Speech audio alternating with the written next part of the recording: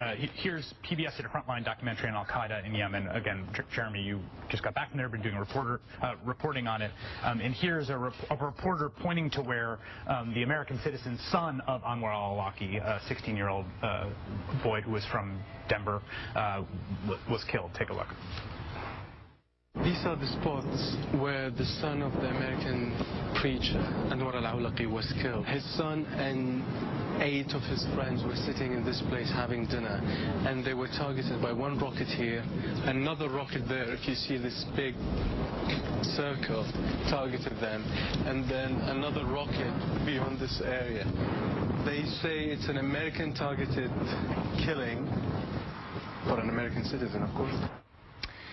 Jeremy, you used the word murder before when you talked about the people who have been killed by these strikes who are not combatants, we can establish.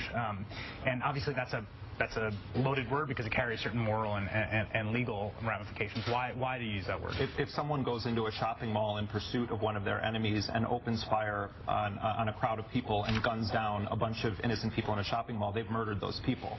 When the Obama administration sets a policy where patterns of life are enough of a green light to drop missiles on people or to use, to send in AC-130s to spray them down. But that wasn't the case here. You're talking about a targeted person here. No.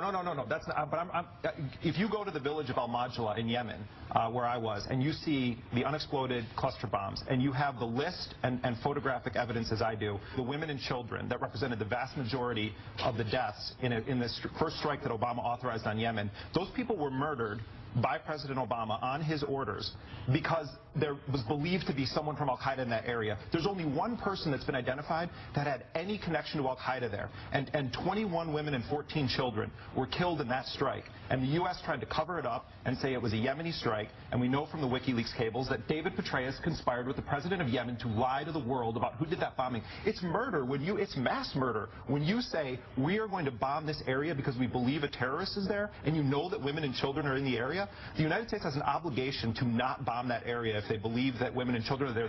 I'm sorry, that's murder. In the 60 days before D-Day, the U.S. Army Air Forces based out of the U.K. conducted a road interdiction campaign in France. Basically, if you were on the road or if you were on a railway anywhere between Paris and Brittany for about 60 days, you were attacked by the U.S. Army Air Forces. And the intent was to shut down Wehrmacht activity in advance of D-Day. And it killed thousands of French civilians. Were they murdered? Well, yeah. Well, yeah, no, they weren't. No reasonable person thinks that these people were murdered. I'm a reasonable person, and I've been to these places, and I believe that when you drop bombs knowing you're going to kill women and children, that is. Well, let me move from that.